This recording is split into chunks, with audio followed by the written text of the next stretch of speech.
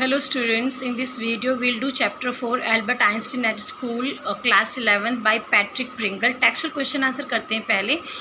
Einstein का जो स्वभाव था अपने टीचर्स के साथ, हिस्ट्री टीचर या मैथमेटिक्स टीचर या हेड टीचर, उसके साथ उसका स्वभाव जो था वो कैसा था। Albert Einstein was very honest and truthful. Albert Einstein बहुत ईमानदार था और सच्चा विद्यार्थी था अपने समय में। He admits to his history teacher Mr. Braun that he does not see any point in learning fact। उसने अपने हिस्ट्री टीचर से इस बात का खुलासा किया कि उसको डेट्स याद करना या तिथियां याद करना या कोई इंसिडेंट को याद करने में उसको ये बातें एजुकेशन नहीं लगती। He says ideas matter more than facts। इसके साथ साथ आइंस्टीन ने कहा कि फैक्ट से ज़्यादा ज़रूरी होता है आइडियाज़, सच्चाई से ज़्यादा ज़रूरी होता है विचार। He has formed and well defined opinion, DEFINED। Albert Einstein की जो ओपिनियन थी, जो विचारधारा थी, वो बिल्कुल ठीक थी।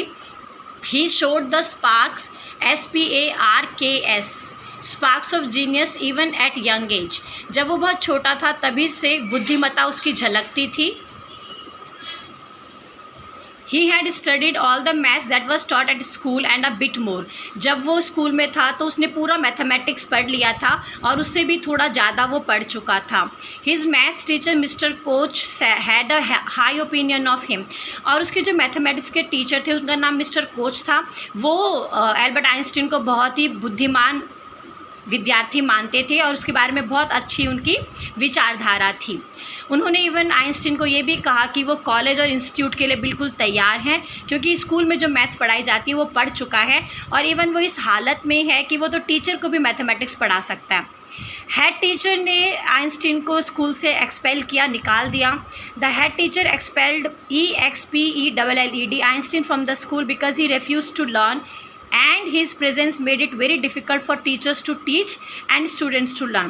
अब हेड टीचर बहुत ज़्यादा परेशान था। उन्होंने एल्बर्ट आइंस्टीन को स्कूल से निकाला क्योंकि एल्बर्ट आइंस्टीन हर बात में विचार विमर्श करते थे और टीचर इससे बहुत ज़्यादा परेशान थे। वो क्लास में पढ़ा नहीं पाते थे और विद्यार्थी भी क्लास में ना लर्न कर सकते थे और ना पढ़ सकते थे, क्योंकि एल्बर्ट आइंस्टीन हर बात पे विचार विमर्श करते थे, डिस्कस करते थे।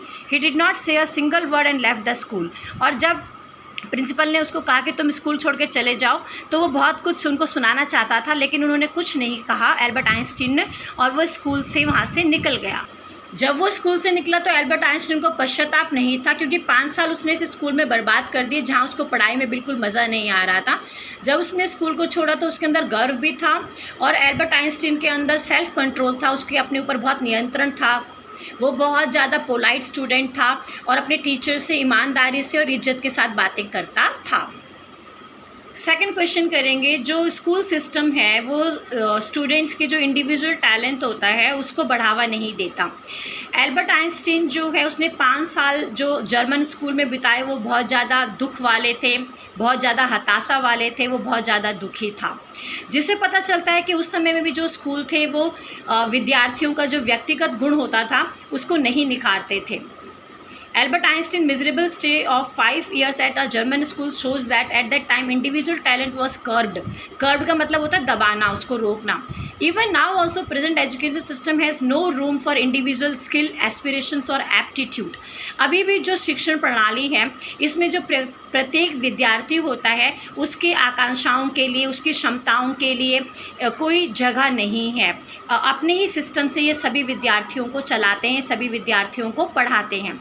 The school system discourages genius originality, encourages mechanical dollars. School system जो आजकल के हैं ये जो बच्चों के अंदर प्रतिभा होती है, जो वास्तविकता होती है, उसको एनकरेज नहीं करते, उसको बढ़ावा नहीं देते, और जो बच्चे रोट लर्निंग करते हैं, जो रटाफिकेशन करते हैं, उन बच्चों को ये सिर पर चढ़ाते हैं या उनका ये साथ देते हैं। The schools lay stress on facts and dates.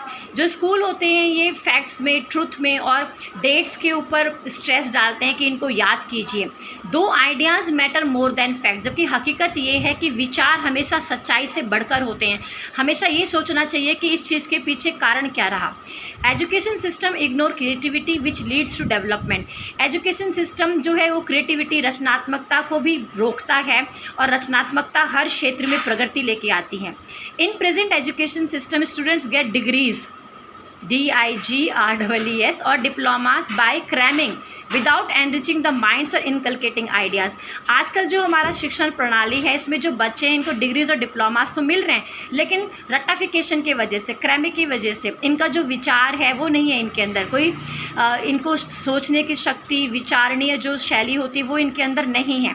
Institution authorities focus strict discipline, schools होते हैं, इंस्टीट्यूशन होते हैं, कॉलेज होते हैं, ये डिसिप्लिन को बहुत ज़्यादा फोकस पे रखते हैं, इनको डिसिप्लिन सबसे ज़्यादा प्यारा है। Many a time brilliant students are considered stupid, disobedient और rebels when they present their views और आइडियाज़। और कई बार ऐसा भी होता है कि जब ब्रिलियंट स्टूडेंट जो है वो अपने विचारों को रखता है तो टीचर कहता है कि तुम तो मुझसे बहस कर रहे हो, तुम तो डिसोबीडियंट हो, तुम हमेशा विद्रोह करते रहते हो। तो इस प्रकार जो मेधावी छात्र होते हैं, ब्रिलियंट स्टूडेंट्स होते हैं, इनके विचारों को अध्यापकगण नहीं सुनते हैं और इनकी प्रतिभा को रोक देते हैं, निखारते नहीं हैं। Einstein was considered disgraced by his history teacher and the head teacher expelled him because he used to express his views and discuss on them. Einstein को जो उसका हिस्ट्री टीचर था मिस्टर ब्राउन, वो स्कूल के नाम पे धब्बा मानते थे, उसको डिसग्रेस मानते थे। और इसके साथ साथ जो हेड टीचर है उनको एल्बर्ट आइंस्टीन ने स्कूल से निकाल दिया। हेड टीचर ने एल्बर्ट आइंस्टीन को स्कूल से निकाल दिया क्योंकि एल्बर्ट आइंस्टीन हर बात पे विचार विमर्श करते थे, वो बहस करते थे, बहस का मतलब वो डिस्कस करते थे, और जिसकी वजह से कक्षा में टीचर्स पढ़ा नहीं पाते थे और विद्यार्थी भी पढ़ नहीं पाते थे। हकीकत में ये तो एक अच्छा गुण था, लेकिन टीचर्स ने और हेड मिस्ट्रेस ने इसको गलत माना और उसको स्कूल से निकाल दिया। थर्ड क्वेश्चन है, how do you distinguish between information gathering और इनसाइट फॉर्मेशन? क्या होता है, इसके बीच में क्या विभिन्नता है, इसके बीच में क्या समानताएं नहीं है, क्या होता है इंफॉर्मेशन गैदरिंग या insight formation? Learning dates, battle, facts are all content based. जो हम तिथियां याद करते हैं लड़ाइयों के बारे में, किसी भी ट्रुथ के बारे में, ये सब कंटेंट बेस्ड होता है। Learning these facts information to obtain good marks is called information gathering. और हम केवल इन बातों को रट्टा मार रहे हैं, इनकी रोट लर्निंग कर रहे हैं, इनको याद कर रहे हैं बिना समझे, बिना परखे, बिना सोचे। तो इस प्रकार को याद करने की जो हम याद करते हैं मैटर को, इन्फॉर्मेशन को, ये होता है information gathering. This can be easily found in books और internet, so to spend so many years of school life in gathering information is vain. तो हमें ये सब बातें या तो इंटरनेट में मिल जाएंगी कि कौन सी घटना कब घटी थी या किस प्रकार की घटनाएं किस साल में घटी थी। तो हम स्कूल में जो इतने सारे साल होते हैं वो विद्यार्थियों का बर्बाद करते हैं। वेन का मतलब होता है, वेन है ये, यूजलेस है विद्यार्थियों के समय को बर्बाद करने। लेकिन इनसाइट फॉर्मेशन क्या होता है? एनालाइजिंग द ट्रुथ, सच्चाई को जानना, नोइंग द रीजन्स, कारणों को जानना, किसी चीज़ के पीछे कारण क्या है, किसी घटना के पीछे कारण क्या है, किसी सच्चाई के पीछे कारण क्या है, कोई घटना क्यों घटी, ये सब चीज़ों को जानना, विचारों को जानना, ये इनसाइट फॉर्मेशन कहलाता है। इनसाइट फॉर्मेशन हमें ये बताता है कि हकीकत में जो घटना घटी उसका क्या नेचर था, वो घटना किस प्रकार की थी, वो घटना क्यों घटी, किन किन कारणों से घटी। तो इनसाइट फॉर्मेशन जो है ये हमारे लॉजिकल रीजनिंग को बढ़ाती है, हमारी एनालिसिस की पावर को बढ़ाती है, POWER। और इंटरप्रिटेशन होता है किसी भी चीज़ को एनालाइज करना, उसका प्रक्षेपण करना, और मेक अस थिंक, और हमें विचारणीय बनाती है, विचारशील हमें बनाती है। और नटशेल में, ब्रीफ में हम ये कहेंगे कि इन्फॉर्मेशन गैदरिंग का मतलब होता है रोट लर्निंग और इनसाइट फॉर्मेशन का मतलब होता है थॉटफुल बनना, विचारशील बनना। सो स्टूडेंट्स, ये हमारे टेक्सचुअल क्वेश्चन आंसर्स थे। नेक्स्ट पार्ट में देखिएगा MCQ। Thank you.